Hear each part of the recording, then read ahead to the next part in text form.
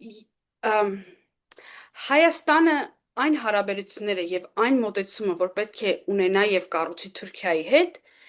չպետք է լինի նույնը, ինչ որ Ադրբեջանի հետ։ Դրանք տարբեր երկրներ են։ Մեր պատմությունը նրանց հետ տարբեր է։ Մեր անցած ժամանակահատվածը, 15 թվականի ցեղասպանությունից մինչ այսօր տարբեր է։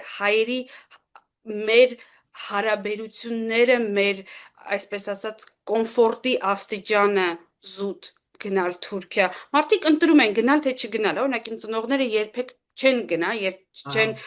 Ես եղել եմ Ստամբուլում քանի անգամ աշխատանքի բերումով, ուզում եմ ասեմ, կոմֆորտի աստիճանը տարբեր է եւ դրանից ելնելով նաեւ պետք է լինի տարբեր մեր մոտեցումներ։ Երկրներն են տարբեր, ՆԱՏՕ-ի անդամ երկիր եւ շատ ծայրահեղ ավտորիտար երկիր։ Այսինքն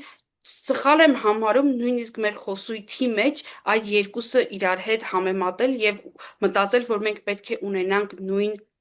մոտեցումը։ Ես համարում եմ, ելի եմ ասում, որ Փաշինյանի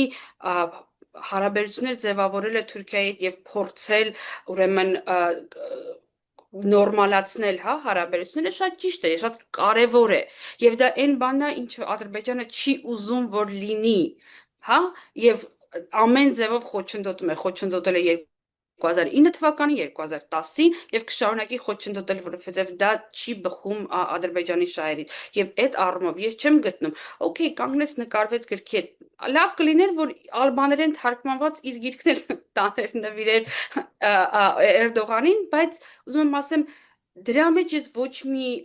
ծայրահեղ process-ներ չեմ տեսնում։ Թրամփն էլ գնաց հանդիպեց Հյուսիսային Կորեայի